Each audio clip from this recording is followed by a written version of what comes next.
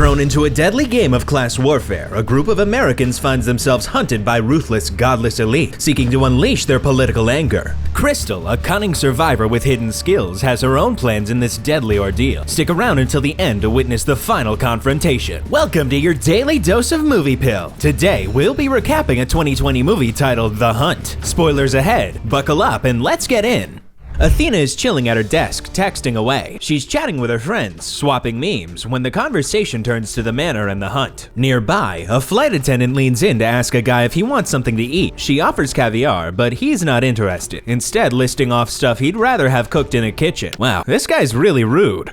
After the stewardess mentions the food options, he tosses out a snarky comment and requests champagne instead. She heads off to fetch it, but when she returns to pour, a man unexpectedly stumbles in, startling everyone. The champagne requester suggests that someone is now awake. In response, an elderly gentleman quickly rises and attempts to soothe the stumbling man, identifying himself as a doctor. He forces him to lie down on the towels and unexpectedly stabs him, shocking everyone present. Though the man isn't fatally wounded, he begins flailing a bottle around erratically. Just then, Athena enters and swiftly stabs him with her shoe. The others comment that it hasn't even started yet. As she cleans her shoe, Athena remarks that there's no room for sentimentality in war. The older man from earlier then drags the stumbling man into another section of the plane. He's hanging on, pleading for assistance, but the blonde woman he reaches out to is out cold. Later, the same woman comes to, finding herself outside, gagged and unable to move. She rises to her feet and spots another woman across the river, fashioning a makeshift compass. The woman briefly acknowledges her presence before turning away, just as a man passes behind her. The blonde woman follows him to a field with a massive crate at its center. Several others are spotted making their way toward the crate. Despite a warning that it might be a trap, one man proceeds to open it while the rest take cover. Inside, a pig dashes out, followed by the man discovering a rack loaded with weapons. Intrigued, everyone in the field converges toward the crate, including the blonde woman from earlier. Spotting the keys nearby, she frees one of the individuals from their gag.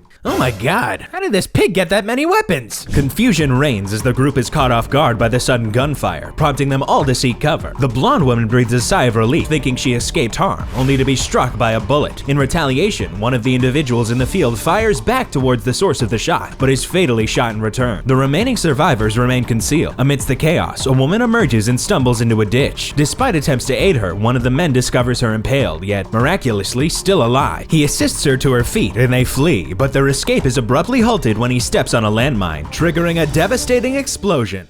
Meanwhile, another individual narrowly escapes the gunfire and reaches a fence. Startled by an approaching figure, he almost fires, but realizes it's the man who previously opened the crate. As two others join them, they collectively vault over the fence, leaving the crate man behind. Pierced by a spear, he bravely confronts his assailants, only to meet his demise moments later. The remaining trio manage to flee, seeking refuge at a nearby gas station. Mistaken for robbers by the owners, a couple, they clarify that they are not interested in money, but simply need to ascertain their location. Learning they are in the state of Arkansas, the individual in the blue shirt requests to use the phone to contact the police. Assured by the owners that they will trace the call and dispatch help promptly, he makes the call. Yeah, that's a pretty good idea. Police might be of help here. The woman takes a bite of a cookie and immediately begins choking as if it's laced with poison. In a sudden turn of events, the couple puts on gas masks and hurls a smoke grenade towards them. Before the individual in the blue shirt can react, he's fatally shot by the man. In a struggle, they incapacitate the other person with the grenade before dispatching them as well. The woman airs out the gas-filled station, and later, they precisely clean up the scene, disposing of the body. The woman notices the wedding ring on Blue Shirt's finger and begins to feel uneasy. Her husband reassures her, claiming that Blue Shirt's marital status doesn't absolve him of being a bad person, perhaps even using racial slurs. As they delve into a heated debate about the nuances of racism, they are interrupted by a call over the radio. The woman on the other end informs them of the identities of those they've managed to eliminate and warns them that another one of the hunted is heading their way. They make preparations at the gas station as she approaches, entering to find them prepared and welcoming her warmly. Crystal requests a box of cigarettes and retrieves her emergency funds, inquiring about the state they're in. As the woman provides her change, Crystal senses something is missing and launches an attack on them. Snatching the shotgun hidden beneath the counter, she swiftly eliminates the man before dispatching the wife. Crystal conducts a sweep of the gas station, discovering the lifeless bodies before gathering rubber bands and ammunition. Shedding her jacket, she exits the station and notices a truck parked out front. Investigating further, she uncovers counterfeit plates concealing Croatian ones underneath. Her inspection reveals a tripwire connecting the door to a concealed bomb. Yeah, I would stay far, far away from that truck. Listening in on the radio she snatched, she retreats into the bushes upon hearing the others discussing their search for her. Unable to locate the couple from the gas station, they deploy a drone to investigate the station, but it's promptly shot down. The man responsible for shooting the drone emerges, destroying it further before advancing towards the truck. Crystal intervenes, warning him of the rigging. She points out that by shooting the drone, he essentially revealed their location at the gas station. With resolve, she sets off towards some nearby train tracks she spotted earlier, with the man trailing behind her. He shares his theory with her about why they're being hunted down, recounting an article he had read. According to him, a group of liberal elites kidnaps individuals and brings them to a manor to hunt them. Crystal remains skeptical of his theory. Suddenly, she hears a train approaching and urges the man to run so they can catch up to it. Boarding the train, they discover a group of immigrants hiding inside. The man insists that the immigrants are not genuine, claiming they're crisis actors unable to communicate in English. Crystal remains skeptical of his assertion. Abruptly, the train grinds to a halt, prompting military police to conduct compartment searches. Crystal, the man, and the immigrants surrender to the authority.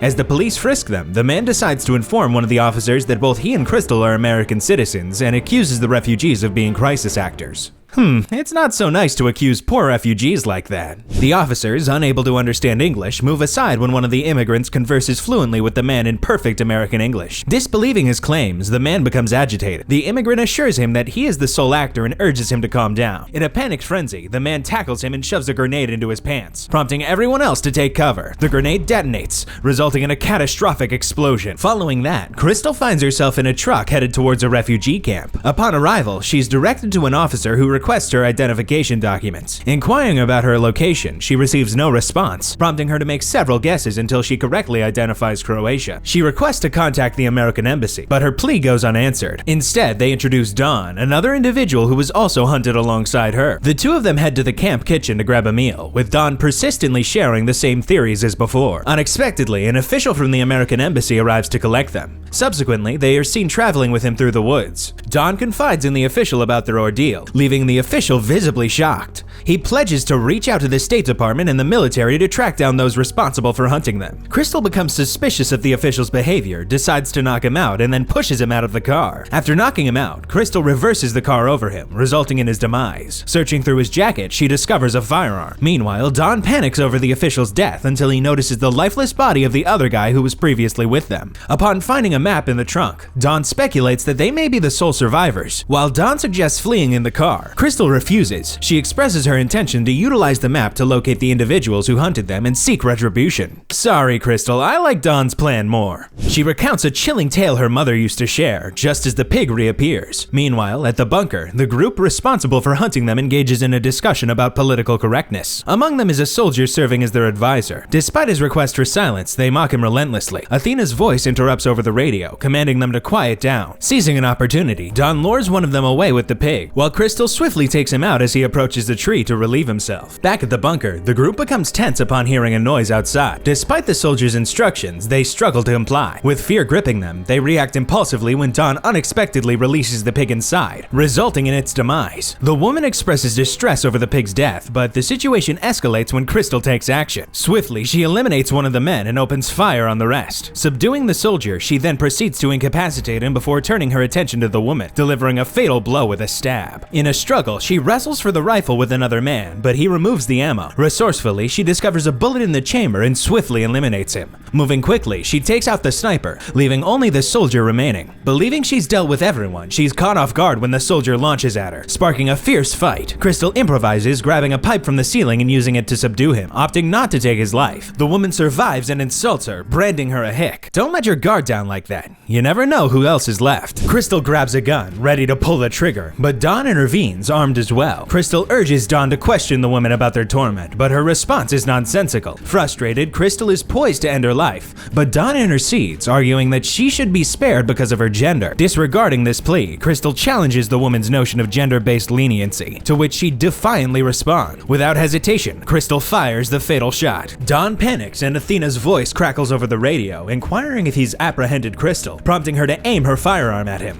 Denying affiliation with their adversaries, Dawn struggles to explain the situation as Athena persistently queries over the radio. Despite Dawn's pleas to distrust the voice on the radio, Crystal disregards his warnings and shoots him. Confirming Dawn's demise to Athena, Crystal is instructed to rendezvous. She settles beside the soldier, engaging in a composed dialogue until she inquires about Athena's whereabouts. Well, I guess that's it for Dawn. Refusing to yield, Crystal applies pressure to his wound until he discloses Athena's hiding spot. Despite his warning that Athena had been planning the hunt for months, Crystal swiftly dispatches him. A flashback transports us to a year prior to Athena's office, where two company representatives await her arrival. They discuss a text message regarding the hunt, which Athena dismisses as a mere jest. However, they caution her about individuals who take it seriously. Athena chuckles dismissively, but the man remains persistent, labeling it a potential PR disaster and insisting that she resign from her position. In response, she requests a list of those who have propagated the conspiracy theory regarding her involvement in human hunting. Another flashback, this time 8 months before the hunt, depicts the group deliberating over the selection of participants. Despite encountering challenges in their decision-making process, Athena urges them to press on. Uh-oh, those who made conspiracy theories are in danger now. All of a sudden, the presentation slide displays a picture of Crystal while the presenter reads her critical opinions about Athena. Enraged, Crystal selects her as her ultimate rival. In the present time, Crystal approaches a grand manor. Athena communicates with her via intercom, issuing an ultimatum: either surrender her firearm at the gate or trigger the C4 explosives concealed beneath it. Crystal complies and leaves her firearm outside before entering the manor. Beethoven's music fills the background as Crystal explores the house,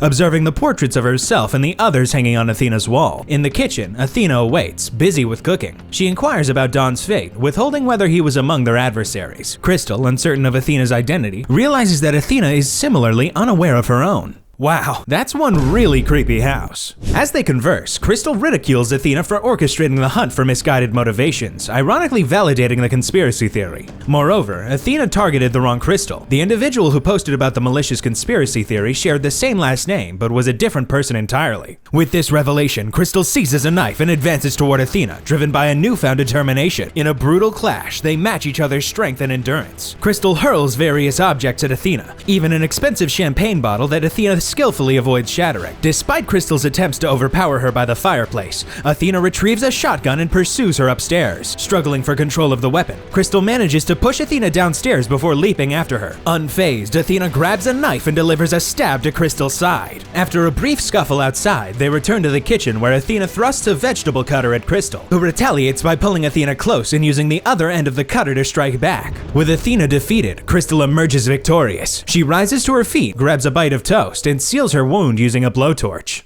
That's one really action-packed fight. I love it.